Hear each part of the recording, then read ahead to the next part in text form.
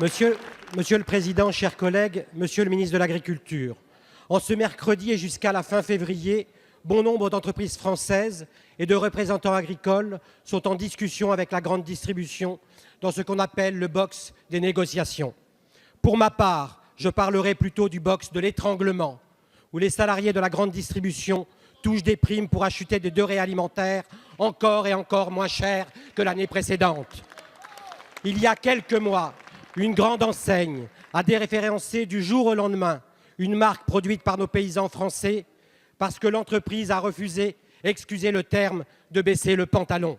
J'ai décidé d'aller porter publiquement quelques paquets de ce produit honteusement éjecté des rayons de l'enseigne en question. Par ce geste, je voulais m'inscrire dans la continuité du débat que bon nombre de députés de tous bords politiques ont mené durant les États généraux de l'alimentation, de Vincent Descoeur, Jean-Yves Bony, jusqu'à François Ruffin, en passant par André Chassaigne, Sébastien Jumel, Nicolas Turquois, Dominique Potier, Jean-Baptiste Moreau, Thierry Benoît, Philippe Vigier, Julien Dive. Nous avons tous et nous devons garder l'esprit des États généraux de l'alimentation. Faire en sorte que nos paysans puissent vivre correctement de leur production et que les entreprises françaises ne soient pas écrasées dans les boxes de négociation. Quand M. Michel-Édouard Leclerc nous a dit il y a quelques jours que les députés devraient venir faire un stage dans les supermarchés, je lui réponds que lui, c'est un comble. Ces supermarchés qui étranglent les prix vers le bas en étranglant l'agriculture française.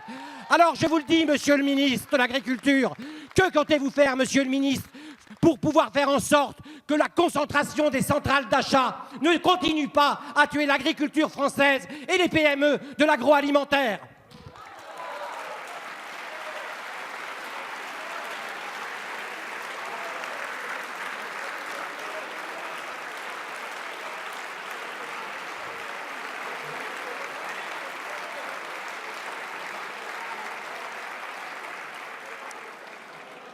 Merci, monsieur le député. La parole est à monsieur Didier Guillaume, ministre de l'Agriculture et de l'Alimentation. Merci, monsieur le Président, mesdames et messieurs les députés. Monsieur le député Ramos, permettez-moi très chaleureusement, au nom du gouvernement, de vous féliciter. Vous féliciter pour la force que vous avez mise dans votre question. Vous féliciter pour avoir associé l'ensemble de la représentation nationale. Et vous féliciter pour avoir voté la loi Egalim qui, à partir de cette année, change totalement les relations entre les distributeurs et les producteurs. Je pense que cette année, si l'on est objectif,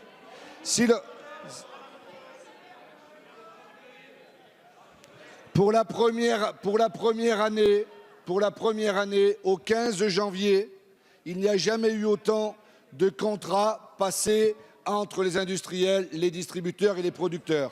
J'ai rencontré toutes les centrales d'achat, toutes les grandes surfaces, tous les industriels, toutes les interprofessions. Aujourd'hui, il n'y a pas de débat. Je veux vous le dire ici, grâce à ce texte, les choses évoluent. Et pour la première année, il va y avoir des augmentations de revenus pour les agriculteurs, pour les coopératives. Et ça, c'est grâce aux États généraux.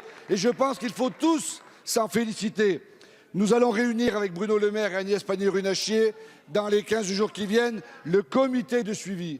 Nous allons demander au médiateur des relations commerciales, début février, de regarder ce qu'il en est, de faire le point sur les relations. Enfin, nous avons demandé à Madame la directrice générale de la CCRF, de la concurrence et consommation, d'aller dans toutes les grandes surfaces pour vérifier ceux qui ne seraient pas en règle avec l'ordonnance, avec la loi. Mesdames et messieurs, vous avez lancé quelque chose de terrible en ouvrant des nouvelles négociations, pas comme avant.